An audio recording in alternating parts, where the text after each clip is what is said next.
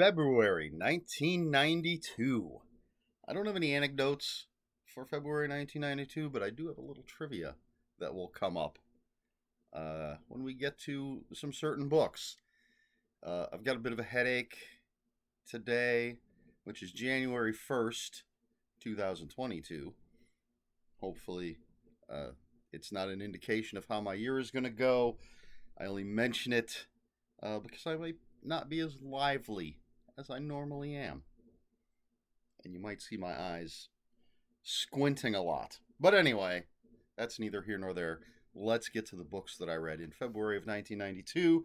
And we start with Legends of the Fall by Jim Harrison. This isn't really the trivia that I was talking about, but I read this book because it's the book that Patrick Swayze is reading in the greatest movie of all time, Roadhouse. That might be a little exaggeration, but I did love that movie. I do love that movie. And Dalton is reading the book Legends of the Fall. And you know, anytime I see someone reading a book, I got to find out what it is. But anyway, this is 3 novellas, or maybe it's a novella and 2 short stories, whatever the lengths are. Of course, there's the title story, Legends of the Fall, made into a movie with Brad Pitt, I believe. I've never seen it. About 3 brothers, a generational kind of story. Starts in Montana, goes off to a world war, comes back to Montana. Just the lives of these 3 brothers. The other stories are, I had to write this down, The Man Who Gave Up His Name. I don't remember anything about that. And then the third story is Revenge, which was made into a movie, I believe, with Kevin Costner and Anthony Quinn. And I want to say Madeline Stowe, but I'm not sure. And I was always a little bothered by this story simply because it's about a man that's having an affair with his boss's wife, his friend's wife, I don't know, somebody's wife. And that somebody takes him out in the desert to have him killed. And then he isn't killed, and he comes back for revenge. And I'm like, well, you're the dude that was sleeping with someone's wife. I'm not saying that means you deserve to be killed, but I'm not sure I can root for you when you were the one sleeping with somebody else's wife. But anyway, still an interesting story, whether or not you agree with the characters. Well-written stuff. Let's move on to A Glimpse of Nothingness by Jan-Willem van te Wettering, however you say his name. This is, I believe, the second book in his sort of Zen collection. And the subtitle is something I had to write down. Experiences in an American Zen Community. So in the last video I talked about, The Empty Mirror, which was his experiences in a Japanese Zen monastery. And so now he's moved on, the author has moved on to an American Zen experience. Very fascinating stuff, especially if you're interested in Eastern philosophies, as I am. Third book, February 1992, Altered States by Paddy Chayefsky, however you say his name. Apparently this was his first novel. I did not realize that. And of course the basis for the movie Altered States, about a man who is doing experiments in a sensory deprivation tank and may or may not be changing. It's a very trippy movie. It's a very trippy book, but I enjoyed it. Very good book.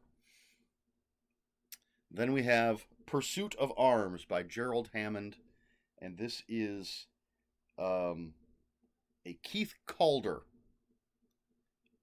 novel, mystery.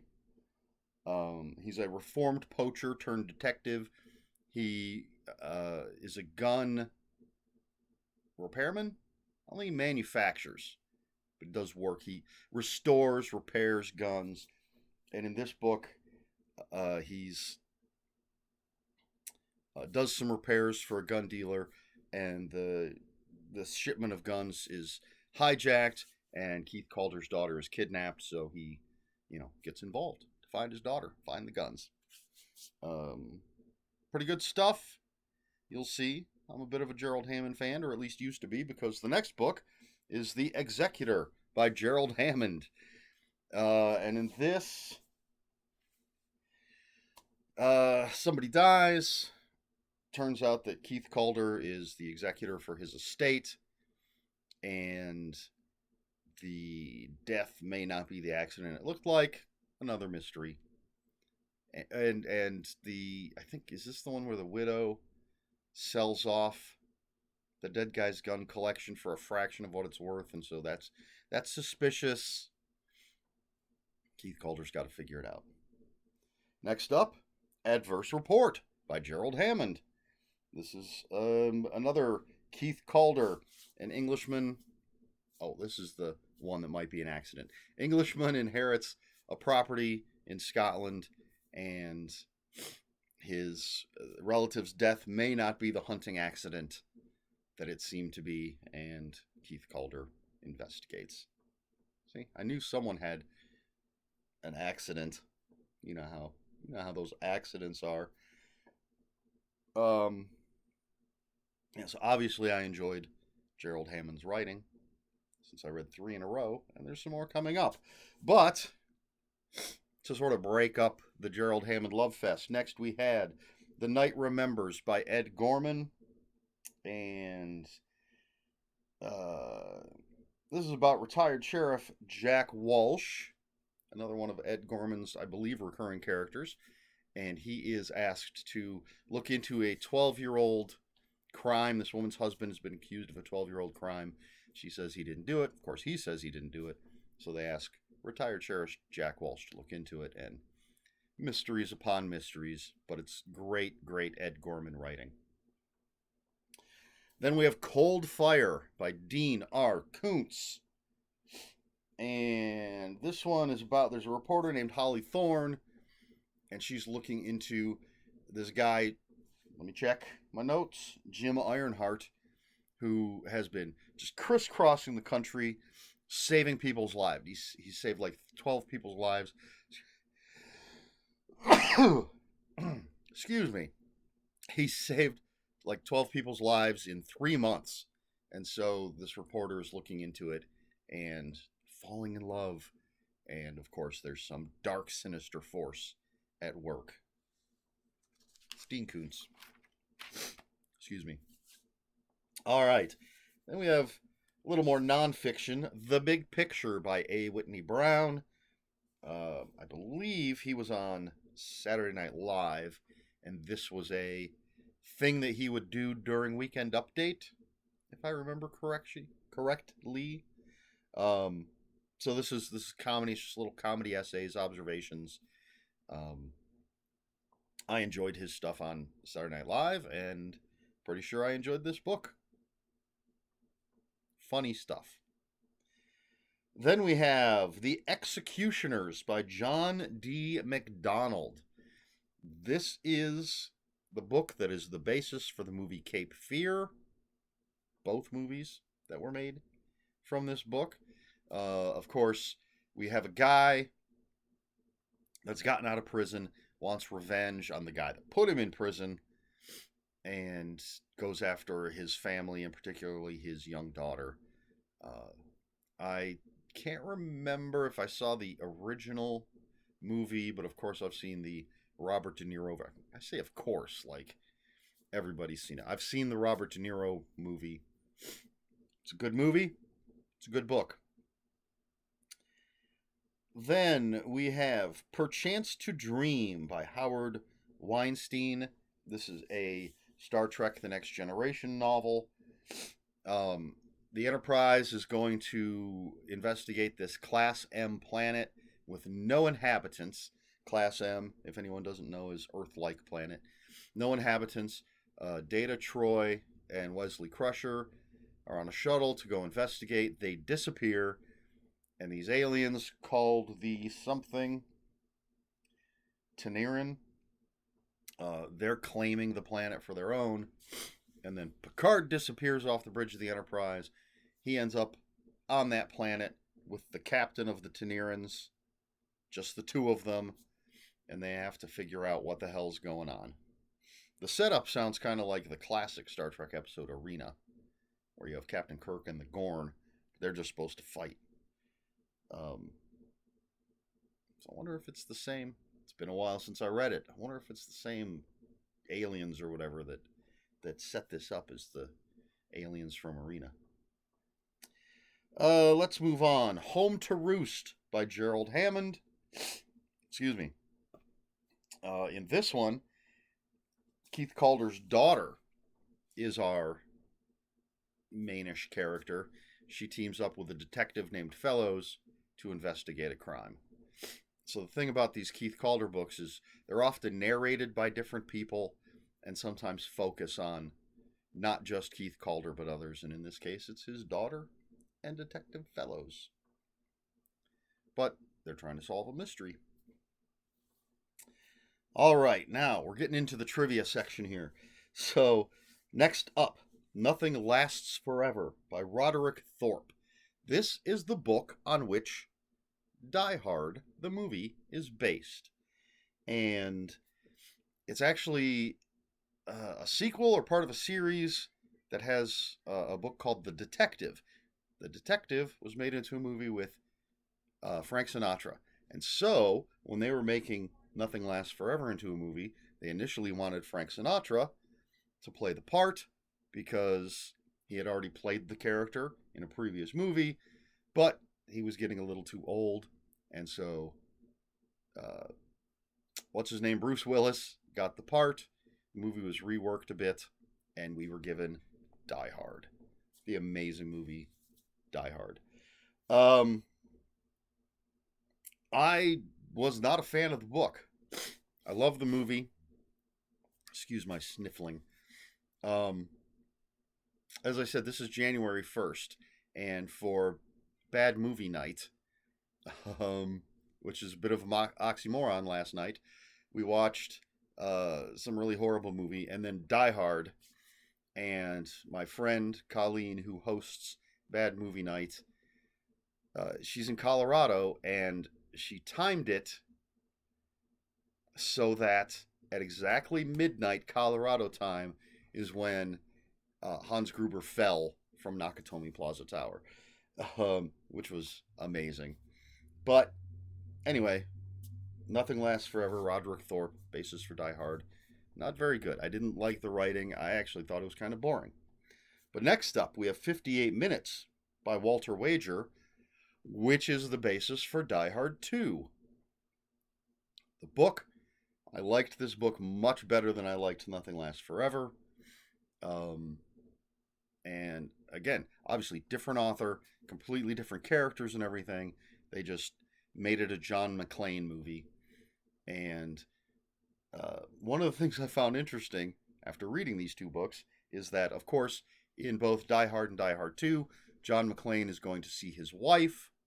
In the first one, he's going to Nakatomi Plaza for her Christmas party. And in the second one, he's going to pick her up in an airport. In these two books, completely different books, completely different characters, the characters in both are actually going to see their daughter. So in the first one, he's going to see his daughter at the Christmas party. I believe it's still a Christmas party. And in the second one, he's going to pick his daughter up at the airport. Just a weird coincidence. All right, let's move on to Whose Dog Are You by Gerald Hammond. We're back to Gerald. And let's see, what do we have here? So, for some reason, this is Three Oaks Book 2. I don't know what happened to Book 1, why I didn't read it. But Three Oaks Book 2, the main character is John Cunningham. He's a dog breeder. He's going out hunting with his wife, and they find a dead body and a dog. And, of course, this leads to a mystery that he has to solve. Then we have Hideaway by Dean R. Koontz. And this one is about a guy named Hatch Harrison. He and his wife were in a car accident. Hatch is dead for 80 minutes. But he comes back through some experimental crap. And now there's a darkness that may have come back with him. And, you know, I feel like this might be the book that broke me for Dean Koontz. Excuse me, we'll see But, yeah, I'm not seeing a lot of Dean Koontz on this list as I just glance a few pages ahead. Yeah, this may have been the end. If I'm correct, that means that this one and the one he wrote previous to this just felt too similar to me. I feel like it was The Bad Place that was before this. But anyway, Hideaway, Dean Koontz. Now, we have 666 by Jay Anson. Now, the reason I read this book at this particular time is because it is the 666th book on this list. So I figured, what the hell? I knew this book existed. Jay Anson is the author of the Amityville Horror. So I was like, hey, 660th book on the list. Let's read 666. It was not worth it. It's about a house that just mysteriously appears on a street. And the address is 666. And, crazy, supernatural, horrible things happen. Not once, and maybe I missed something, but not once did anybody say, how did that house appear overnight on that empty lot? I didn't think it was very good. Maybe someday I'll reread it or try to reread it to see if maybe my expectations were too high, because I do like the Amityville Horror, but excuse me, not a very good book, if memory serves.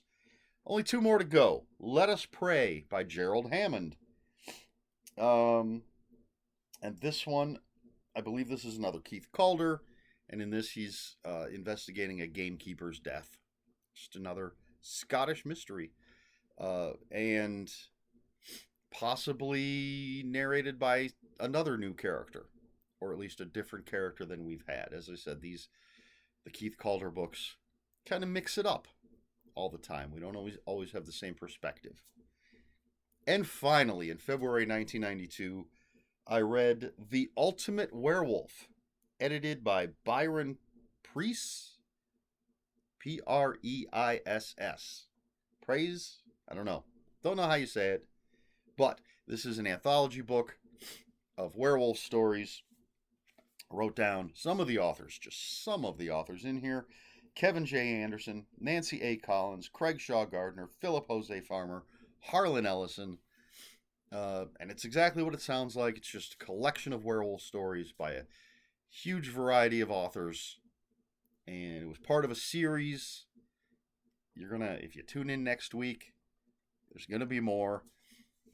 Great cover on this book. And if I ever find this and any of the others in the series again at a reasonable price, I'm definitely going to pick them up. Obviously, I don't have any of these books anymore, or I would have shown them to you. But I would love to have a copy of this and the others in the series. That's it. That's a lot of books that I read. And,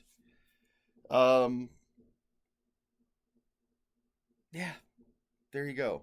I don't have a question for you. I really don't have anything else to say. I apologize. Just the head not helping.